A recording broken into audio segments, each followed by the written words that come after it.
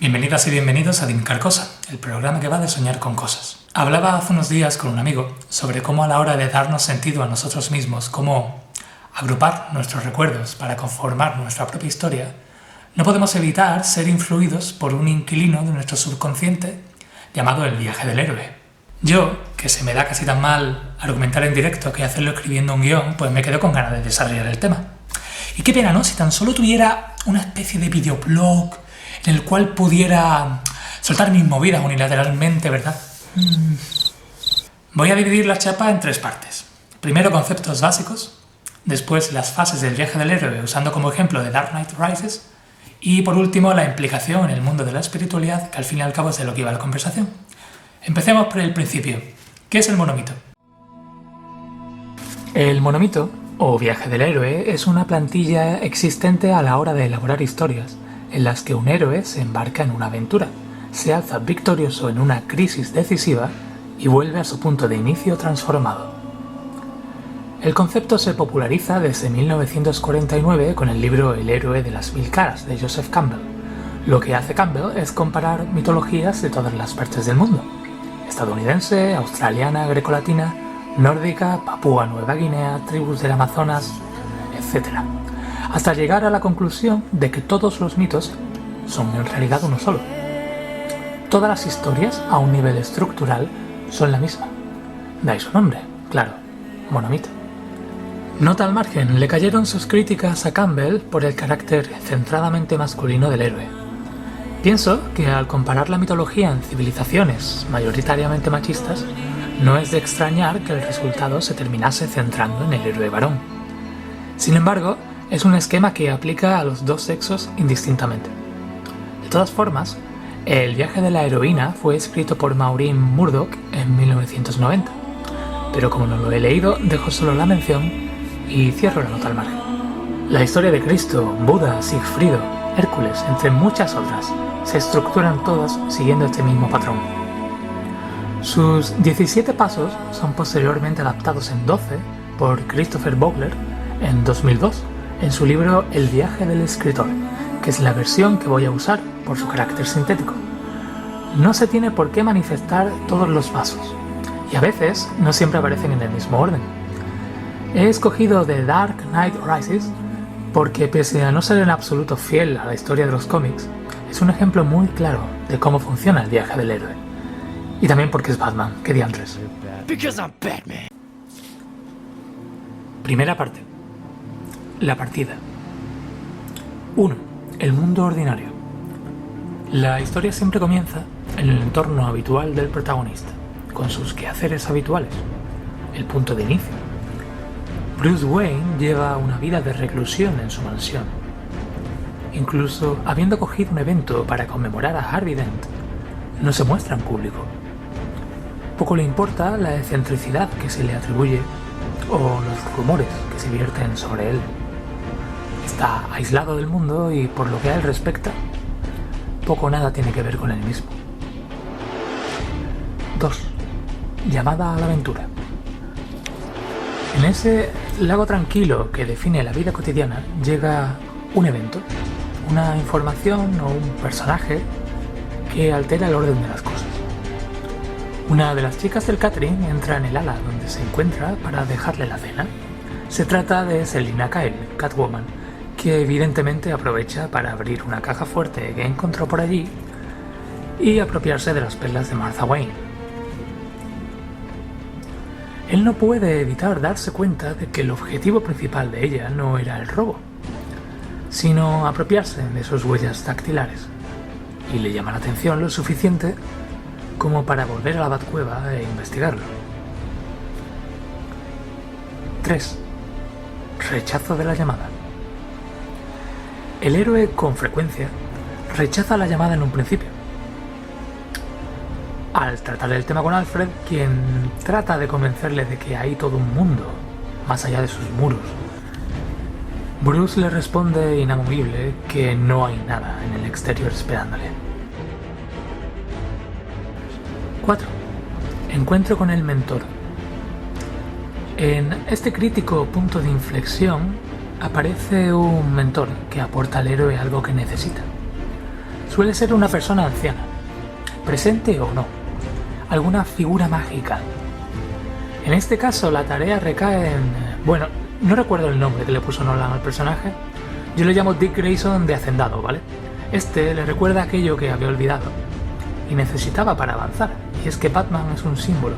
Él no es la única víctima que el crimen en la ciudad ha dejado huérfana, pero sí es la única víctima que puede hacer algo al respecto para cambiarlo.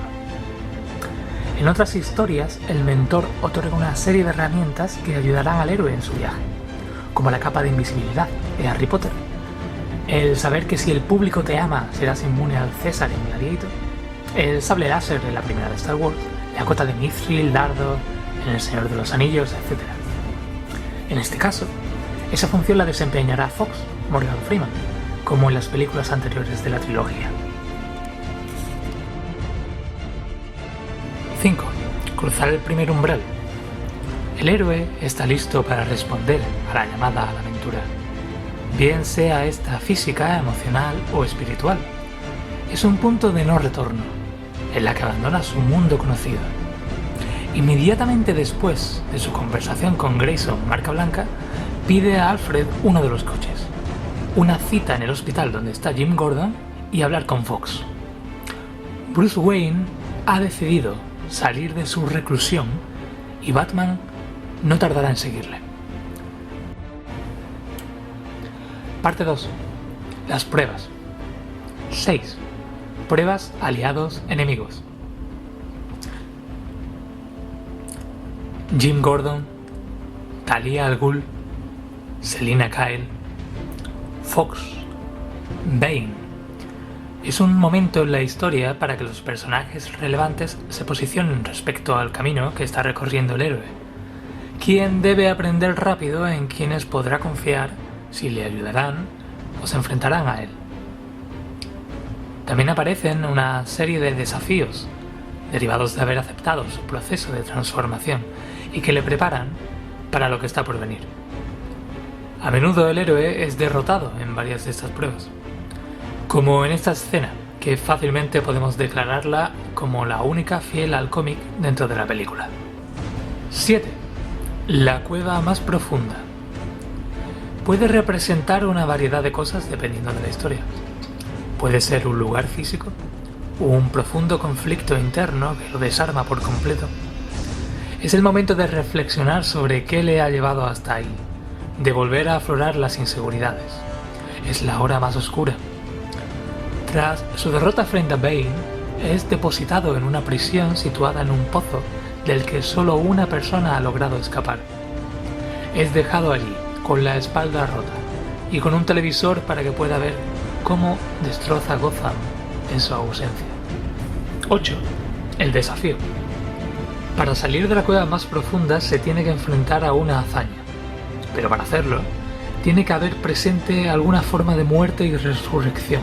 Es un todo o nada. Bruce Wayne tiene que hacer el gran salto para salir del pozo, pero para ello debe dejar atrás el estado mental que lo definía previamente. Pasa de no tener miedo, solo rabia, a entender que teme que las personas que habitan Gotham mueran y él no puede hacer nada para evitarlo. Él quiere vivir, y ahora que quiere vivir, paradójicamente, debe saltar sin cuerda de seguridad para ser ayudado por su propio instinto de supervivencia. 9. La recompensa, obtener la espada. Una vez superado el desafío, el héroe se ve transformado en un nuevo estado, y a menudo es recompensado con un premio. Si bien en este caso es un premio metafísico, la voluntad de vivir, puede ser físico, como el tridente de Aquaman tras enfrentarse a Cthulhu, o la espada de Gryffindor cuando Harry Potter encuentra el valor en la Cámara de los Secretos, y es la obtención de la espada con la que Sigfrido se enfrentará al dragón. Parte 3. El retorno. 10. El camino de vuelta. Esta parte es una inversión de la partida, la parte 1, y es el momento de cruzar a otro umbral. Lo único que falta para volver es enfrentarse al guardián de este umbral, Bane, Talia y la bomba. Es un momento para escoger entre el beneficio personal y el bien mayor. Es en este instante en el que Frodo fracasa cediendo a la tentación del anillo, sin mayores consecuencias, gracias a Gollum. U Orfeo, mirando hacia atrás, antes de tiempo. 11. Resurrección. Es el último encontronazo con la muerte, la batalla final, cuyo resultado afecta a niveles más trascendentes que su propia existencia. También afectará su mundo ordinario y la vida de aquellos que deja atrás. Es el retorno a la vida de Neo, para enfrentarse al agente Smith. Batman sacrifica su vida por Gotham. Bruce Wayne finge su muerte, en cambio. Por lo que la dicotomía en su personalidad queda finalmente resuelta. De todas formas, incluso Batman en cierta forma resucita, cuando Nightwing hacendado encuentra la cueva. 12. Retorno con el elixir. El héroe vuelve a su mundo ordinario transformado tras su viaje, con la esperanza puesta en comenzar una nueva vida. Así que Bruce Wayne, con su voluntad de vivir ganada en el pozo, vuelve al mundo ordinario transformado en alguien nuevo, finalmente sano. Una vez más, en esta película, tan lejos de los cómics como es posible.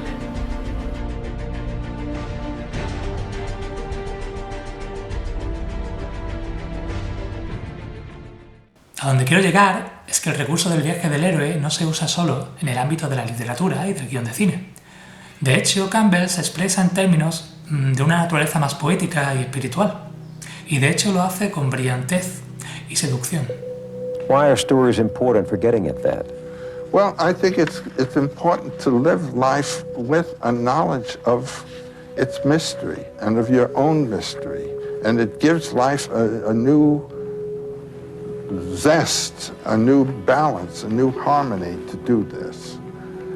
I mean, therapy and psychological therapy, when people find out what it is that's ticking in them, they get straightened out. And what is it that life is? I find thinking in mythological terms has helped people visibly. You can see it happen. How? What does it do? It erases anxieties. It puts them in accord with the inevitables of their life, and they can see the positive values of what are the negative aspects of what is positive. It's whether you're going to say no to the serpent or yes to the serpent. As easy as that. Es natural por ello que haya calado tan hondo en personas que aplican la espiritualidad a su día a día. Es una forma fresca de vivir la religión, una actualización moderna a ideas de sacrificio, guía o recompensa divina. Y está muy integrada en nuestras expresiones cotidianas.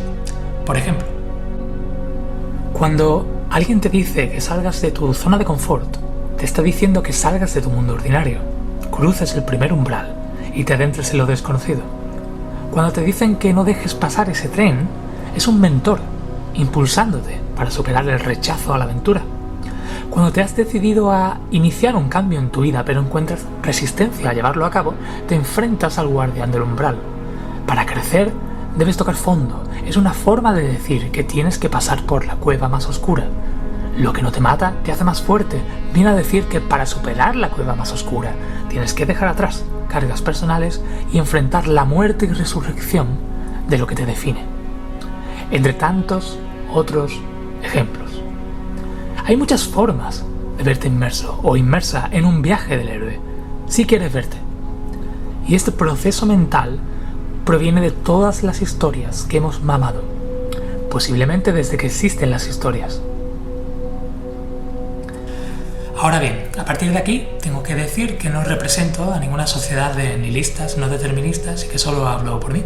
Y en esta opinión subjetiva y no solicitada por nadie, entiendo el monomito como que esas civilizaciones generaban estos mitos respondiendo a las necesidades que todos los humanos de todas esas civilizaciones compartían. El miedo a la insignificancia, la soledad frente a un mundo desconocido, el miedo a la muerte. Pongamos un ejemplo de creación de mito. Estáis, tu tribu y tú, refugiados en vuestra cueva, cuando escucháis un feroz rugido en el exterior. Todo lo que veis al buscar su origen es una fugaz sombra que se pierde en la noche. Empezáis poniéndole un nombre, porque de alguna forma habrá que llamar a la bestia. Los niños y las niñas no duermen por la noche aterrorizados. Así que inventáis una serie de historias sobre valerosos héroes que esgrimen una justificación divina y que se enfrentan a la bestia para así calmarles. El mito es creado. Esos críos crecen alimentados por historias de valor y se enfrentan a la bestia cuando crecen. Han completado un ciclo del héroe, sí, pero motivados por la invención de sus progenitores, que organizan las historias de tal manera que acallan todos nuestros miedos comunes como especie. Caperucita Roja es un viaje del héroe. Aquí radica el poder que tiene la ficción. Nos nutrimos de ella. Nuestra memoria, para terminar, es un desastre. Incorporamos, reordenamos información para dar coherencia a la imagen que tenemos de nosotros mismos, o justificación a la persona en la que queremos convertirnos. El viaje del héroe también actúa aquí, y si te paras a pensar un minuto seguro que encuentras momentos en tu vida en los que has cumplido el rol de héroe o heroína y has cerrado el círculo completo incluso varias veces. Y está bien, es lícito, que cada cual viva con la cosmología que le aporte paz de espíritu. De todas formas, creo que es positivo aprender sobre el origen de tus ideas. Y también es sano dudar por un instante si la persona que crees ser es real o ficticia. Pero vamos, que eso es como todo. Deja un comentario si quieres corregir alguna burrada o hacer alguna aportación, dale a like y suscríbete si te ha gustado el vídeo y seguramente colgaré algún otro ejemplo de ciclo del héroe en películas porque ha sido divertido. Adiós.